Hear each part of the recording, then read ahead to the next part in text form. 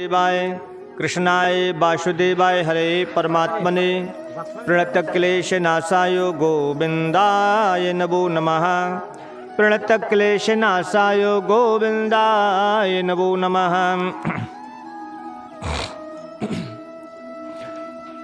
चर्चा कहाँ चल रही थी, हम उस पर ध्यान दें जरा। बांसुरी का निर्माण कहाँ और कैसे किस परिस्थिति में हुआ था। श्री सुखदेव जी महाराज से परीक्षित जी ने प्रश्न किया, पूछा कि महाराज जी इतनी मधुर बांसुरी बजाई, बेहोश हो जाते थे लोग बांसुरी सुन करके। आखिर ये बांसुरी आई कहाँ से? उन्होंने कहा, सुखदेव जी ने कहा, साधुवाद तुम्हारे लिए, धन्यवाद है जो तुम्हारे लिए अंदर ऐसी ऐसी जिज्ञासा उत्पन्न होती है। एक बात और बताएं, भागवत कथा संपूर्ण या कोई भी ग्रंथ का निर्माण हुआ है तो जब तक कोई जिज्ञासु नहीं मिला है कथा आगे नहीं बढ़ पाई। प्रश्न करता हो माने जिज्ञासा आपके अंदर हो तो कथा आगे बढ़ती चली जाएगी। आपके अंदर जिज्ञासा नहीं है, मान लो हमने कोई बात सुना दी, हम अपने घर चले गए, खत्म हो गया खेल। हाँ, अगर आपके अंदर कोई शंका हुई, पूछा महाराज जी हमें जा बात समझ में नहीं आई, आप ऐसी बताओ, अच्छा लगेगा, विषय बढ़ेगा, समय मिलेगा बैठने का, सत्संग बढ़ता जाएगा। ठीक है भाई। तो उन्होंने कहा, देखो एक कवि के माध्यम से भी बोल दिया था कि कुबेर के भाग में बांस जमो, बंसी के तो रखाए लई थी, लाए हते शन का दिर से, गुरु वशिष्ठ ने सीधी करी थी। बहुत सुंदर चर्चा है ये। कहते हैं महाराज कुबेर के बाग में इस बांस का जन्म हुआ था। बांस की ये मुरली निर्मित थी। लाए हते शनकादिक, शनकादिक ऋषि, सतयुग की बात है जहाँ, शनकादिक ऋषि कुबेर के बाग से लाए थे। शनकादिक ऋषि गुरु वशिष्ठ जी ने इसके लिए इस बांस को सीधा किया था। काटी गणेश ने, गणेश जी ने उसके लिए काट छील दिया था। ब्रंची जू ने, ब्रंची मतलब ब्रह्मा जी का भी इस बांस की बांसुरी बनाने में सहयोग था। ब्रह्मा जी का भी, वशिष्ठ जी का भी, शनकादिक ऋषियों का भी शंकर जी ने इसके लिए सिद्ध कर दिया था। इसमें सुर डाल दिए थे।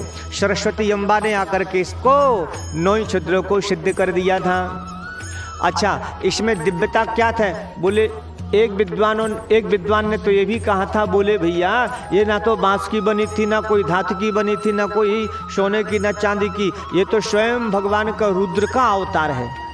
एक संत ने तो ऐसा भी कहा था, ये तो रुद्रा अवतार है। क्यों? क्योंकि उस बांस की बांसुरी में ऐसी दिव्यता आ गई थी, अलौकिकता आ गई थी कि वो अंतर्ध्यान भी हो जाया करती थी, छोटी भी हो जाया करती थी, बड़ी भी हो जाया करती थी।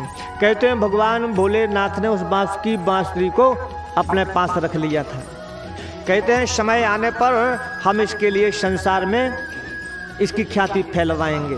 कहते हैं कि जैसे द्वापर युग आया तो द्वापर युग में भगवान श्री कृष्ण का अवतार होता है। आज भी हमारे ऐसी परंपरा चलती है कि बच्चे का दुष्टोन हो, जन्म उत्सव हो तो कोई ना कोई गिफ्ट लेकर के हम लोग जाते हैं। कोई गिफ्ट ना ले जावे तो रुपया पैसा दे देवे वहाँ पर। आज भी ले हथौना जिसे बोलते हैं। भगवान भोलेनाथ वही बांसुरी का हथौना लेकर पहुँचे थे दशटोन में भगवान श्री कृष्ण के।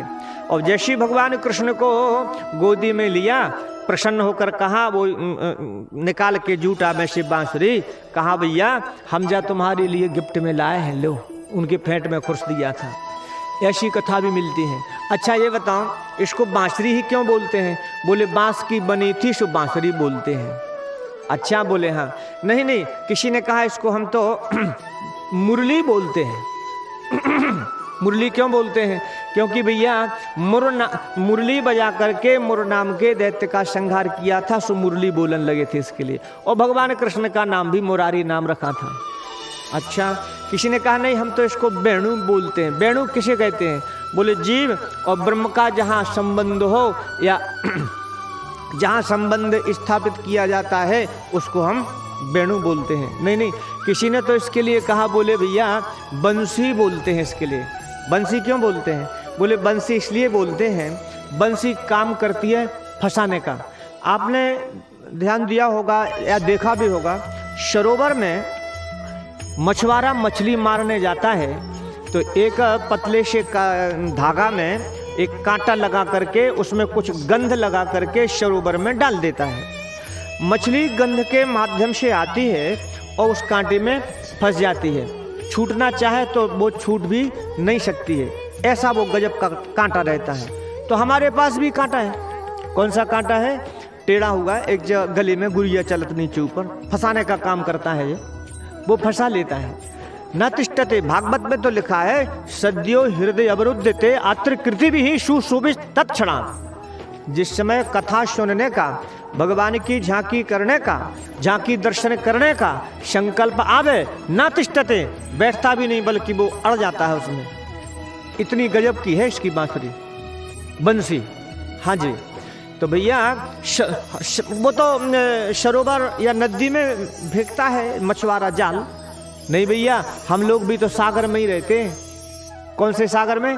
संसार सागर में। हम लोग संसार सागर में रहते हैं, उसके जाल में फंस जाएंगे।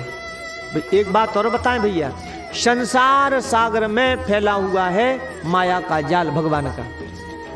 उस माया के जाल में व्यक्ति वही फंसता है जो मछली घाट से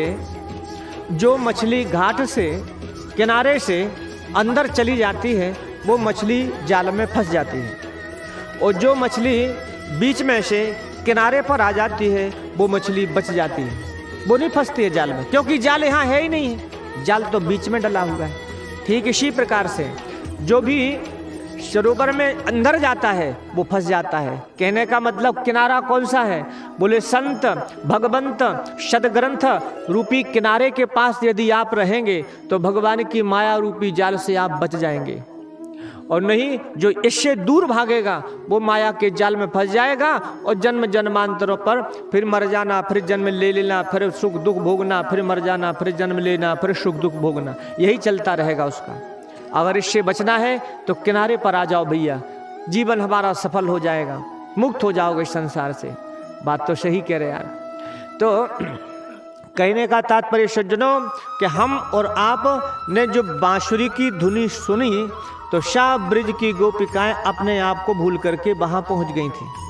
सुनो भैया, भगवान से कोई ना कोई हमें संबंध भी जोड़ना चाहिए, माता का, पिता का, भाई का, बंधुओं का, जो भी हो। तुम्हें वो माता च पिता, तुम्हें वो बंधु च सखा, तुम्हें वो विद्या द्रविणम, तुम्हें वो सर्वम मम देव देवो, जो भी है भगवान से नाता जोड़ना चाहिए। एक छोटी सी कथा सुनाऊं आपको, ब्रजमंडल की बात है,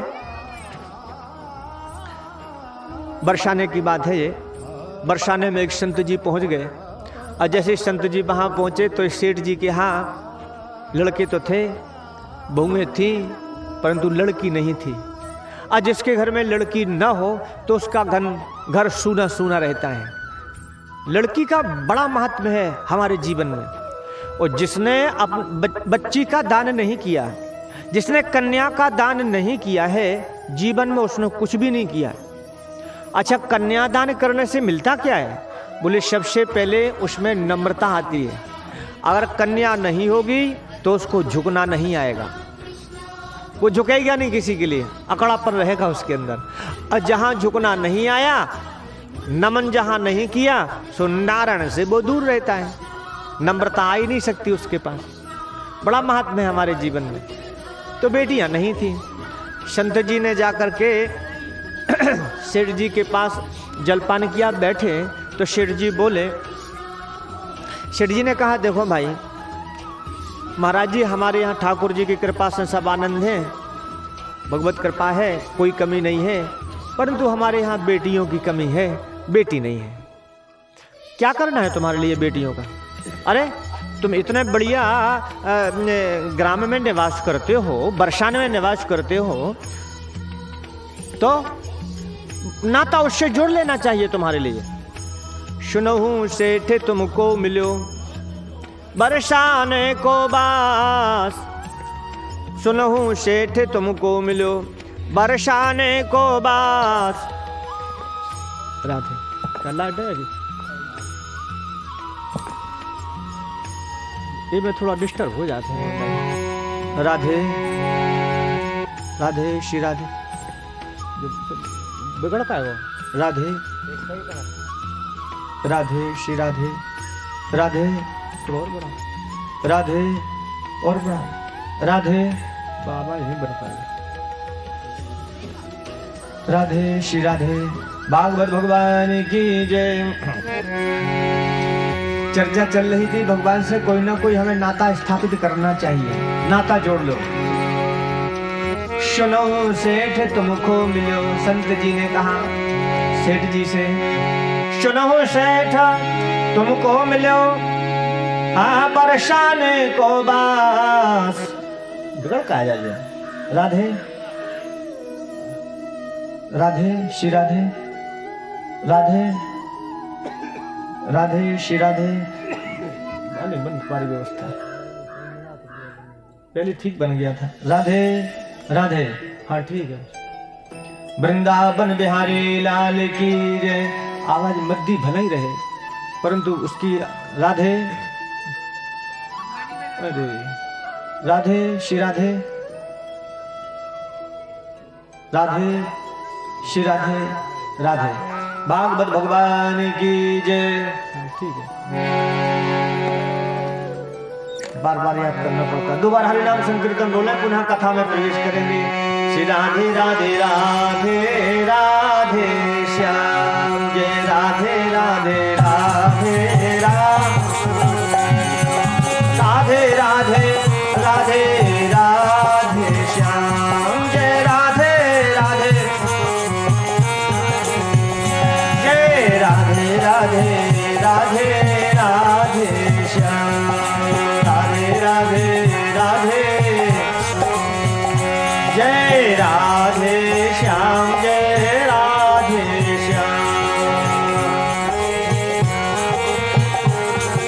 श्याम राधा कृष्ण भगवान की जय। सेठ जी ने कहा हमारे यहाँ कोई बच्ची नहीं है, लड़के तो 3 हैं, विवाह भी हो गए, बहुएं भी हैं, नाती नता भी हो गए, बेटियां नहीं हैं, हमारा घर सूना सूना लगता है। बोलो बहुएं भी आ जाए तब भी घर सूना है। अरे बेटी भलाई ससुराल में चली जाए कभी कभी अपने घर आती रहती है तो अच्छा लगता है, घर हरा भरा दिखाई देता है।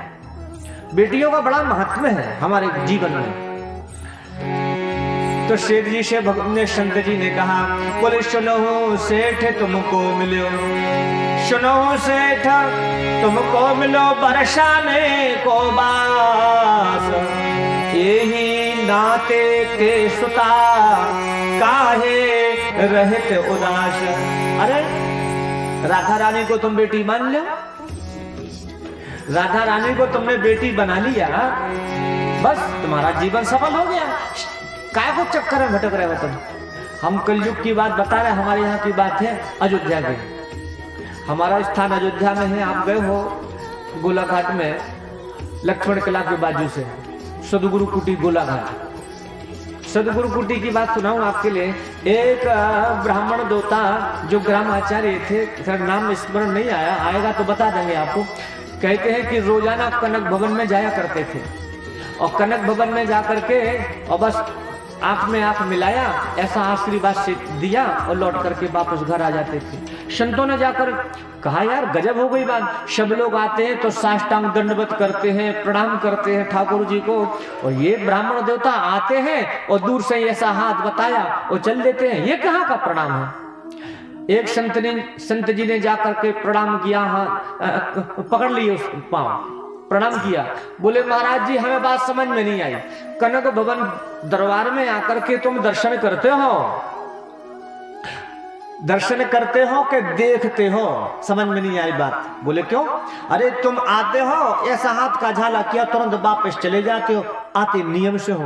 बोले देखो भाई ऐसा है, अगर कोई अपने शिष्य के पास आवे तो फिर गुरु प्रणाम करेगा कि चेला प्रणाम करेगा? बोले नहीं चेला प्रणाम करेगा। अरे तो बोले हमारे ये चेला है। राम जी बोले हाँ ये हमारा चेला बैठा हुआ है, परंतु ये राजा है असल में। शिव जी हमारे घर नहीं जा पाता है, हर जगह नहीं जा पाता, तो इसलिए बोले हम यहाँ आते हैं कि तुम हमारे पास नहीं तो हम तुम्हारे पास आते हैं। तो उनने जैसे हमको प्रणाम किया, हमने आशीर्वाद दिया, घरे चले गए। क्या प्रमाण है इसका कि वो तुम्हारा चेला है और तुम उनके गुरु हो? बोले देख लेना, कल बता देंगे। तो दूसरे दिन जैसे गुरु जी आए तो जैसे महाराज जी आए खड़े भाई सामने, तो महाराज ठाकुर जी की माला उतर गई थी नीचे, फूल माला जाकर के ऐसी उतरी, तो लोगों ने जैसे ही देखा तो मुकुट भी गिर गया था भगवान का। तब लोगों को ये प्रमाण ज्ञान हुआ है कि यार कलयुग में भी वो नाता निभाता है यार, ऐसा नहीं है। तो हम लोग मीराबाई ने पति का नाता मान लिया, ये हमारा पति है, जीवन भर संसारी पति को नहीं, अपने गिरधारी को ही सब कुछ माना उसने। कहने का मतलब अपने राधा रानी को तुमने बेटी मान लिया तो मान लो ना, क्या हर्जा है। सेठ जी ने कहा ठीक है महाराज, राधा रानी को हमने बेटी मान लिया और ये मेरी बेटी है। कहते भैया एक दिन की बात बताऊं, एक मणिहारन चूड़ी पहनाने के लिए आई, तीनों बहुओं ने चूड़ी पहन लिया, राधा रानी भी आ गई तो राधा रानी ने भी चूड़ी पहन लिया। इसके बाद रुपया पैसा दो ना, इसका कुछ खर्चा पानी सेठ जी दे देंगे। दुकान में गई पर्चा लेकर, तीन लोगों ने चूड़ियां पहनी, ये चौथी कहां से आ गई? नहीं, चार को हमने चूड़ी पहनाया है, चार बहुओं को, एक बेटी को भी, तीन बहुओं को एक बेटी को भी। हमारे यहाँ कोई नहीं है, तीन ही तो है, चौथी कहां से आई? अभी नहीं, हम बाद में पैसा देंगे, जाओ। मणिहारन को भगा दिया। यहाँ सेठ जी ने आकर पूछा बहुओं से, क्यों कितने तुम लोगों ने, कितने लोगों ने चूड़ियां पहनी? बोले हमने तीन ही जनों ने पहनी है, देवरानी जेठानियों ने। अच्छा, तो ये बताओ ये चौथी नंबर की कौन है? जो चार का बिल है हमारे पास, मैं नहीं जानती हूँ, हम तो पहले कहते थे तीन ही है, चौथी कहां से आ गई? कोई बात नहीं। रात्रि में ब्यारी करके सेठ जी सो जाते हैं, और जैसे सेठ जी रात में सोए तो सपने में जाकर के राधा रानी प्रकट हो जाती है। सोते ही साथ सपना आने लगा। कहते भैया सपने में प्रकट होए, सपने में प्रकट होए वृषभान की दुलारी बोली। राधा रानी शाम में प्रकट होकर कहती है सेठ जी से, सपने में प्रकट होए वृषभान की दुलारी बोली, तनया बनाया पे नाता न निभाया है। अरे तुमने बेटी बनाया तो है पर बेटी का नाता नहीं निभाया, तनया बनाया पे नाता न निभाया है। सुनो, चूड़ी पहन लीनी कर, चूड़ी पहन लीनी कर, पितु के घर, हमने पिता के घर समझ करके और हाथ में चूड़ियां पहन लिया था, अधिकार समझ कर। चूड़ी पहन लेने में जान पितु गे काज, आप मनहारिन को मोल न चुकायो है, आप मनहारिन को मोल न चुकायो है। अरे बेटी को पिता के घर कोई पूछने तासने की जरूरत थोड़ी है। यदि कुछ खाने पीने की भी जरूरत हो तो निसंकोच वो खाने पीने की व्यवस्था कर लेती है। अगर कोई छोटे दुकानदार आ जाए तो कुछ सामान भी खरीद लेती है और बाप उसका पेमेंट भी कर देता है। आज भी है शादी का। तो बोले हमने तो पिता का घर समझ करके चूड़ियां पहन ली थी। हाँ, चूड़ी पहन लेने में, चूड़ी पहन लेने में जान पितु गे काल, आप मनहारिन को मोल न चुकाए है, आप मनहारिन को मोल न चुकायो है। तीन बहू याद रही, तीन बहू याद रही, किंतु बेटी याद ना रही। कहत श्री राधा के हिक भर आई है, हिलकी भर आई राधा रानी को, भूल गए हम तुम्हारे लिए। हाँ हाँ, श्री राधा को हिक भर आई है। ऐसी है कर बात, ऐसी भई दूरी, कहो कौन सी मजबूरी है, जो आज चार चूड़ी के काम में न आई हूँ, आज चार चूड़ी के काम में न आई हूँ। हम दो चूड़ी के काम के नहीं है, क्या मतलब है?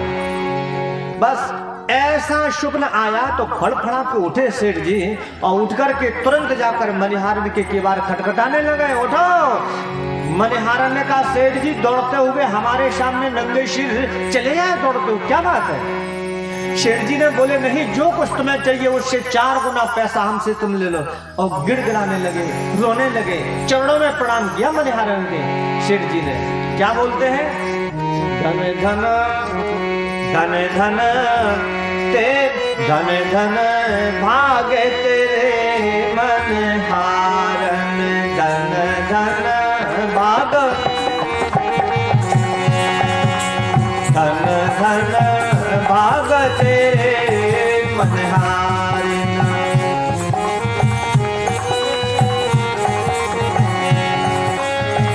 भाग तेरे मनिहारन, भाग तेरे मनिहारन, धन धन भाग तेरे मनिहारन।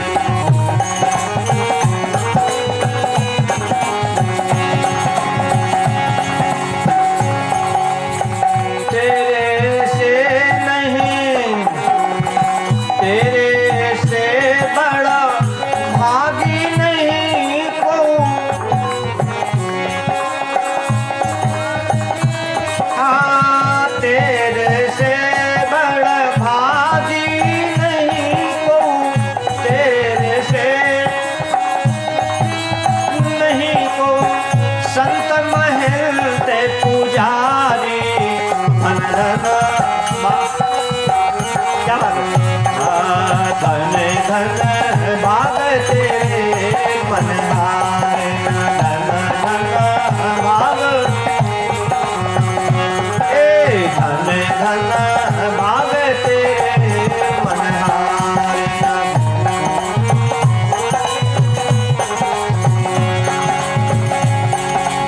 क्या बात है सेठ जी, मैंने माने सुता निज, हमने अपनी बेटी माना था राधा रानी को। मैंने मानी सुता किंतु नैनन नाहि निहारे, धन धन भाग तेरे मनिहारन, धन धन भाग।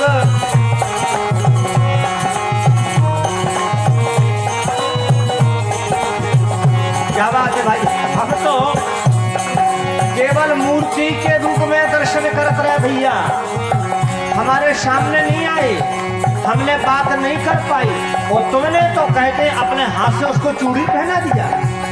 भाग्यशाली बताओ, चूड़ी पहन गई तब कर में, चूड़ी पहन गई तब, चूड़ी पहन गई तब कर में, श्री वृषभान दुलारी, धन धन भागे तेरे मनिहारन, धन धन भाग धन धन भागे तेरे मनिहारन, धन धन भाग तेरे।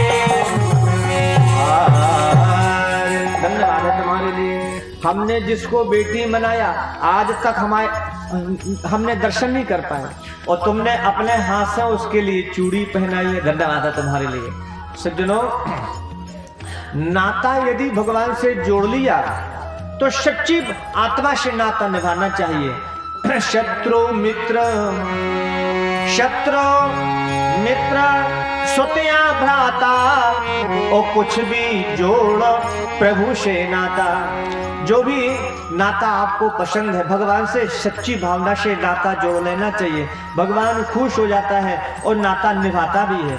सुखदेव जी महाराज राजा परीक्षित जी से कहते हैं, ब्रज की गोपिकाओं ने बांसुरी सुनी तो कहते हैं दौड़ लगा दिया सब ब्रज की गोपियों ने, पहुंची भगवान श्री कृष्ण के समीप। कैसे भी थी वे, एक केश तन सवारे आदर्श हाथ लीने।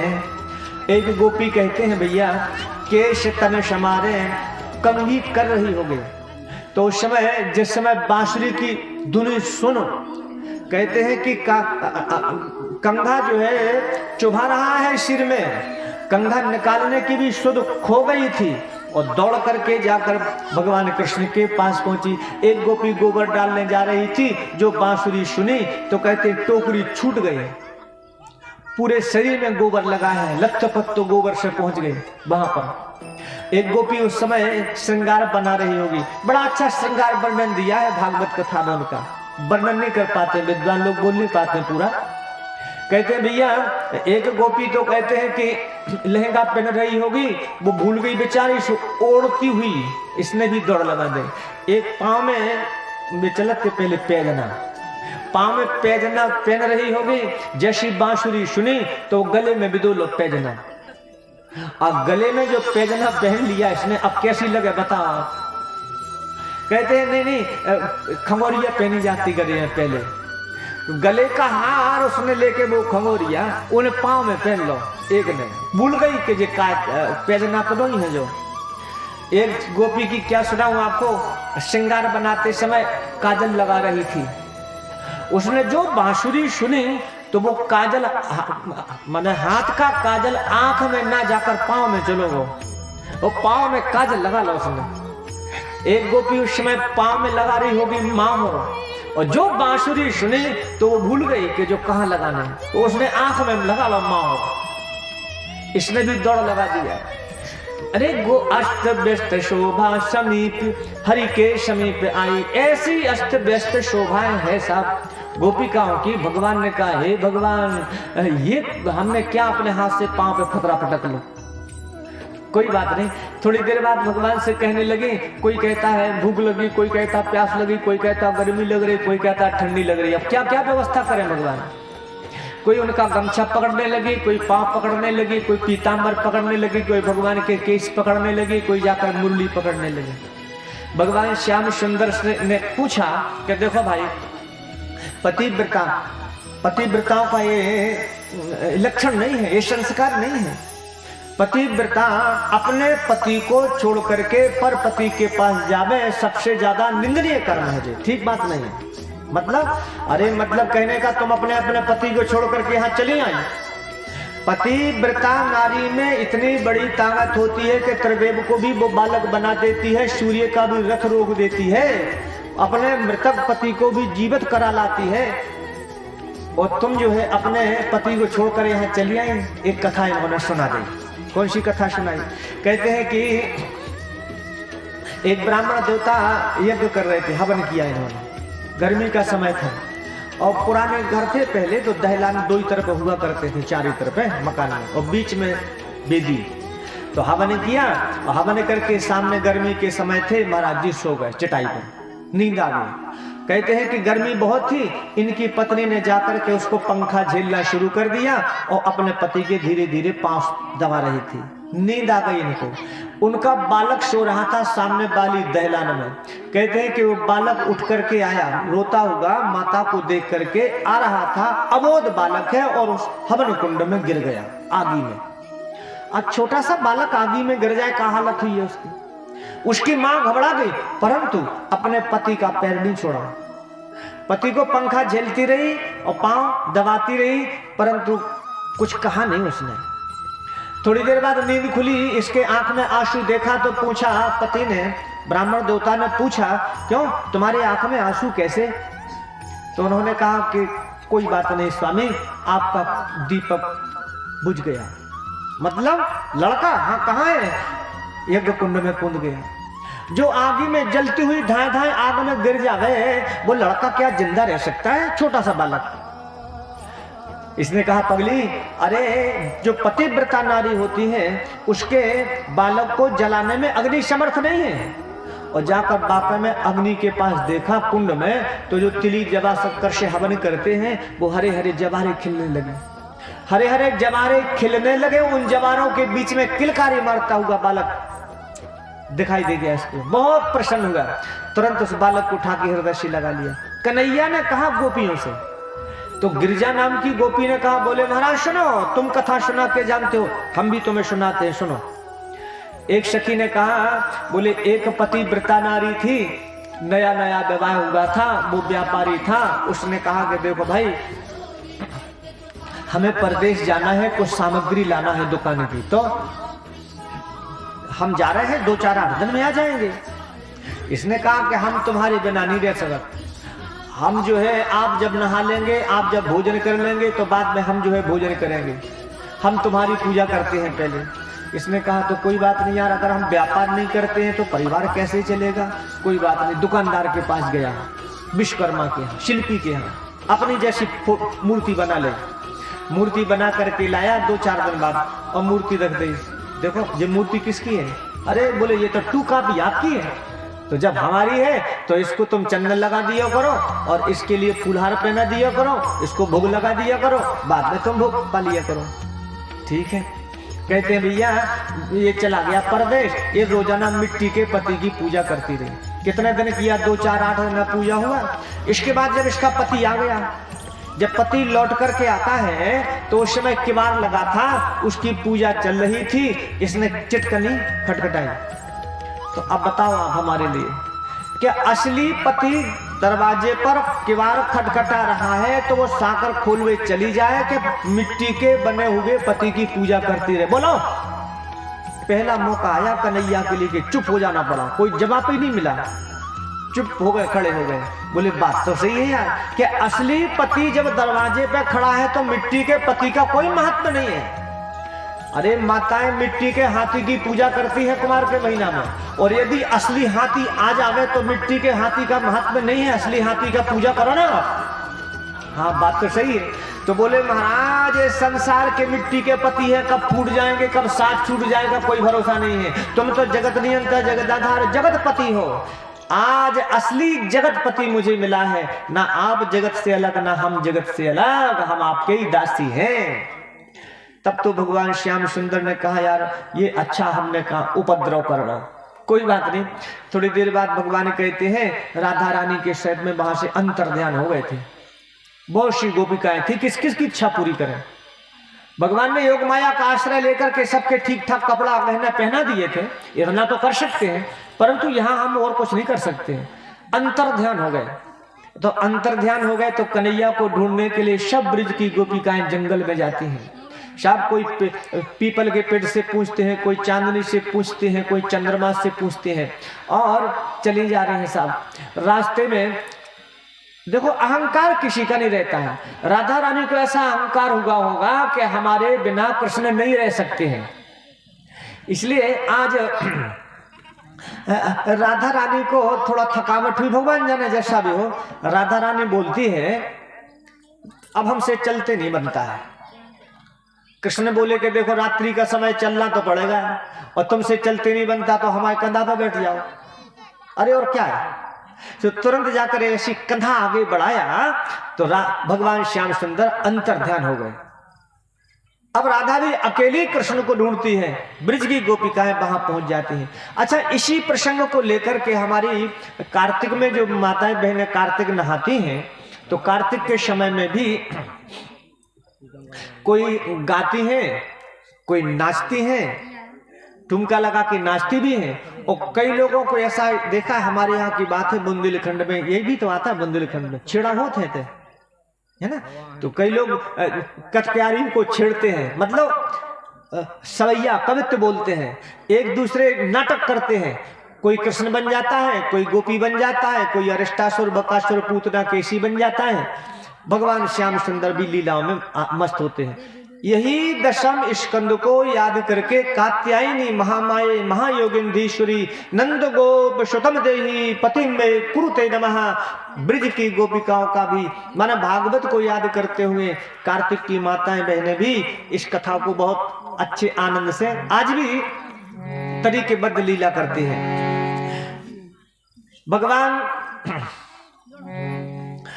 भगवान कृष्ण के ब्रह में व्याकुल ब्रिज की गोपिकाएं जा रही, राधा रानी भी साथ में मिल गई, राधा रानी के साथ में है। देखो भैया कितनी व्याकुल हैं जी गोपिकाएं। मर जाना चाहिए, कृष्ण के बिना रह नहीं सकते हम, तो मर जाएंगे मर जाएंगे। अच्छा ये बताओ, राम जी के बिना सीता जी रहना नहीं चाहती थी और रह नहीं पा रही थी, परंतु सीता जी अशोक वाटिका में कैसे बनी रहे? उनके प्राण क्यों नहीं निकल पाए? तो उन्होंने कहा नाम पाहे रू दिवस निशि, भगवान का नाम जो है पहरा दे रहे हैं, पहरेदार बन करके नाम खड़ा हुआ है। इसलिए सीता जी कह रहे हैं कि हमारे प्राण निकल नहीं पा रहे हैं। ऐसे ही ब्रज की गोपिकाओं के प्राणों की रक्षा करने वाला भगवान का नाम है।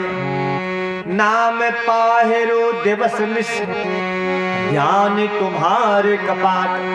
भगवान का ध्यान जो है कर रहे हैं, वेद किवाड़ लगे हुए हैं दरवाजे पर, इसलिए प्राण नहीं निकल पा रहे हैं। ऐसी ब्रज की गोपिकाओं का भी है। और सुनो लोचन निज पद जंत्र ते जाहे प्राण के बाट। अब बताओ जी प्राण निकल कैसे पावेंगे? छटपटा तो रहे हैं, निकलना तो चाहते हैं परंतु नहीं निकल पाते हैं। ऐसे ही बड़ा अच्छा एक पद गाया है, आपने नाम सुना होगा, बरसाने के संत का नाम सुना है।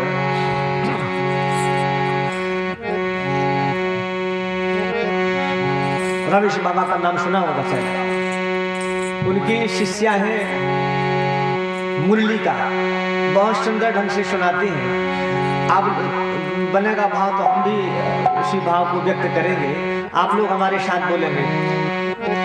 दरस बिन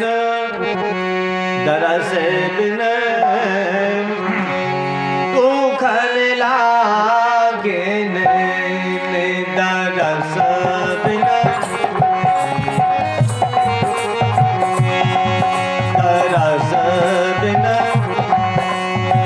तू खल लागे ने,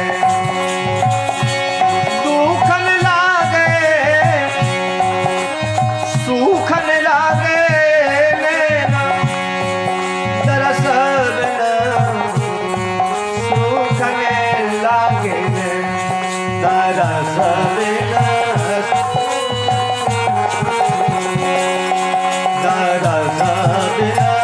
दुखन लागे ने।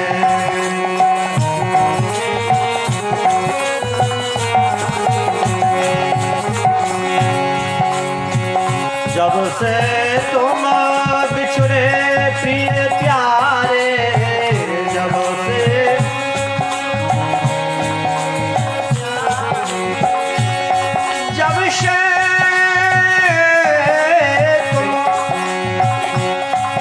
बिछड़े प्रिय प्यारे, कबहु न पावे चैन, कबहु न आवे चैन। दरस बिन दुखन लागे ने, दरस बिन दरस बिन दुखन लागे ने।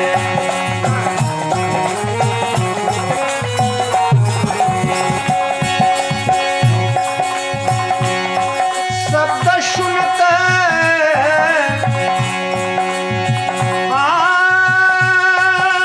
शब्द सुनत मेरी छतियां कांपे। किसका? मुरली का। शब्द सुनत मेरी छतियां कांपे, छतियां कांपे। मीठे लागे नैना एक टक ठाड़ी।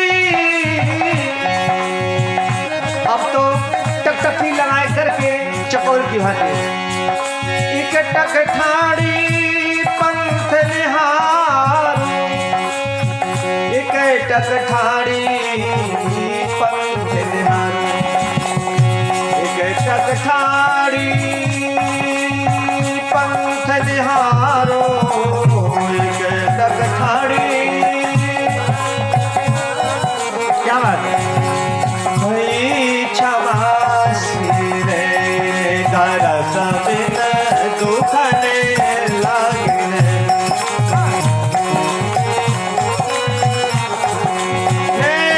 दरस बिन दुखन लागे ने।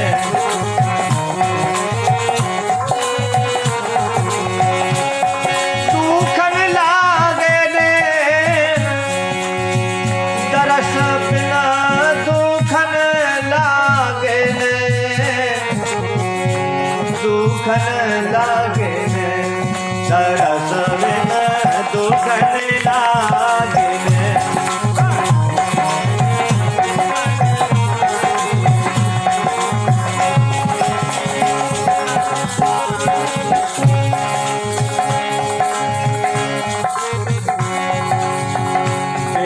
बिठा कासो कहे सजनी बिरह बिठा, किससे कहे बताओ? अरे अंदर की बिठा किससे कहे? जिससे कहे वो हंस देगा। बिरह बिठा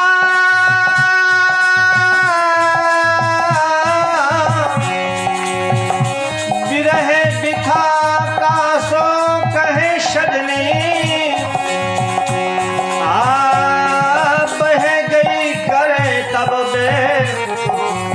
बह गई कर तब मेरा के प्रभु,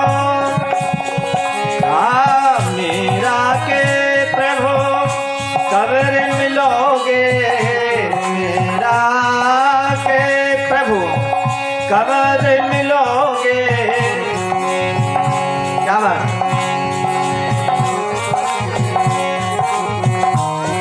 तरस दुखन लागे मैंने तरस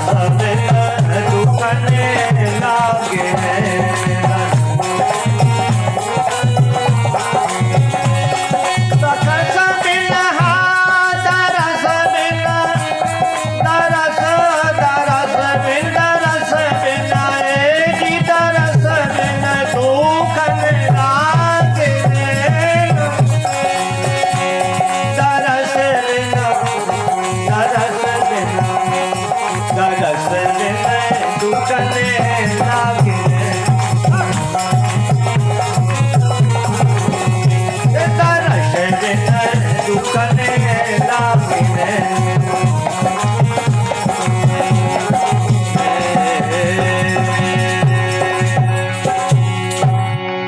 आंसुआ सूखने लगे, अब आंसू भी नहीं आ रहे, आंसुआ सूख गए हैं। अब आंखें भी जो है हमारी दर्द करने लगे, अब आंख से भी आंसू नहीं आ रहा है, अखियां भी हमारी दर्द करने लगी हैं। क्या करें क्या नहीं करें? देखो भाई, नाटक भी कर लिया है, गा भी लिया है, सब कुछ काम कर लिया है, एक काम रह गया है, वे एक बाकी अब और है काम हमारा। कौन सा काम बाकी है?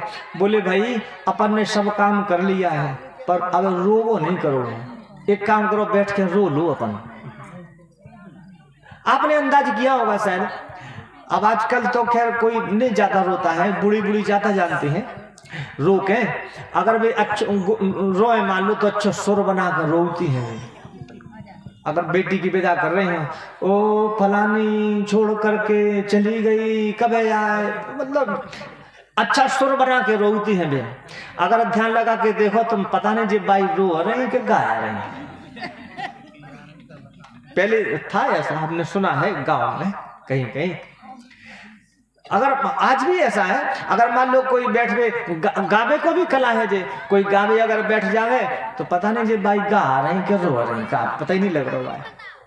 तो अलग अलग सुर होता है जे, गाने का भी तरीका है और रोने का भी तरीका है। तो कहीं एक काम करो, कोई को रोबो आऊ थे, कोई को रोबो नहीं भी आऊ थे, तो बोले वो सुन भी जरूर आ जाए। एक काम करो, चलो बैठ के रोए अपन, झूठे झूठे रो लो। अच्छा, हमारे यहाँ एक जिसके पास मोबाइल होगा वो जानते होंगे, बड़ा एक अच्छा सूचना भी आई थी, बम्बई से एक पार्टी है, एक ऐप निकला है, ऐसी एक कंपनी तैयार हो गई, 40,000 रुपया की। 40,000 रुपया आप जमा कर दो, बूढ़े बूढ़े लोग करते भी हैं, जमा करते हैं, बुढ़े लोगों के लिए है वो कंपनी। बुढ़े लोगों के लिए 40,000 रुपया आपने जमा कर दी, तो तुम्हें ना तो बच्चों की जरूरत है, ना बहुओं की जरूरत है, ना रोबेबारों की जरूरत है। जब तुम चले जाओगे तो रोबेबारी भी आ जाए किराए से, और वे लोग आ जाएंगे, आपको लकड़ी भी लाएंगे, कंधा पर रखने वाले आ जाएंगे, मटकी पकड़ने वाले आ जाएंगे, अंतिम संस्कार भी कर देंगे, रो लेंगे, गा लेंगे, तेरे कर देंगे, पिंडदान कर देंगे। 40,000 में तुम आप सब होगा। ऐसी एक कंपनी भी चली है। तो कहने का ये तरीका जिसको होगा वही को बुलाया जाए, सबको थोड़ी बुलाया जाए। तो कहते हैं कि गाने का भी तरीका एक है। तो